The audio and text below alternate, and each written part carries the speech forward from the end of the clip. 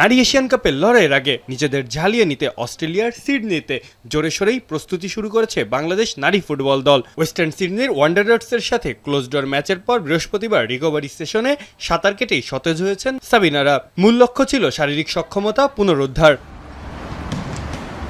শুক্রবার সিডনিতে পঞ্চম অনুশীলন শেষে প্রথমবারের মতো তারা পা রাখেন এএফসি নির্ধারিত জুবলি স্টেডিয়ামে। স্থানীয় সময় সকাল ৯টায় শুরু হয় তাদের মূল অনুশীলন, যেখানে দলের সবাই বেশ মনোযোগী ছিলেন। মেডিকেল টিমের মতে স্কোয়াডে কোনো চোট নেই। ওয়েদারের ব্যাপারে বলতে চাই, সেটা হচ্ছে এই রৌদ্র, এই বৃষ্টি, তারপর আমরা চেষ্টা করছি যে ওয়েদারের সাথে খাপ খেয়ে ট্রেনিং করতে।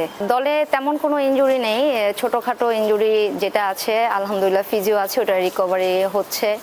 সিডনি শীতল আবহাওয়া ও বৃষ্টি উপেক্ষা করে ১.৫ ঘন্টা সেশনে ছিল সর্বোচ্চ তীব্রতা। টেকনিক্যাল ড্রিল ও নিজেদের মধ্যে ২০ মিনিটের ম্যাচ খেলে ঘাম ঝরিয়েছেন মেয়েরা, যা তাদের দক্ষতা ও সমন্বয়কে শানিত করেছে। অনুশীলনের মাঠ নিয়েও বেশ খুশি বাংলাদেশের মেয়েরা। সহকারী কোচ মাহমুদা আক্তার অনন্যা জানান, আরও বেশি অনুশীলনের ইচ্ছাও ছিল দলের। এত সুন্দর মাঠ, এত সবকিছু অর্গানাইজ, মানে আসলে মাঠ দেখেও আমাদের না প্লেয়ারদেরও ভালো লেগেছে। তারা মানে চাচ্ছে যে প্রতি মুহূর্ত যদি ট্রেনিং এর টাইমটা আরো বেশি থাকতো তাহলে করার জন্য, যেহেতু আজকে আমরা 2 ঘন্টার জন্য ফিল পেয়েছি। সবকিছু ওভারঅল ওকে। ৩ মার্চ চীনের বিপক্ষে বড় লড়াইয়ের জন্য পরিশ্রমের কমতি রাখছে না বাংলাদেশের মেয়েরা। একদিন বিশ্রামের পর শনিবার থেকে শুরু হবে তাদের চূড়ান্ত প্রস্তুতি। মাহফুজ আহমেদ, এখন।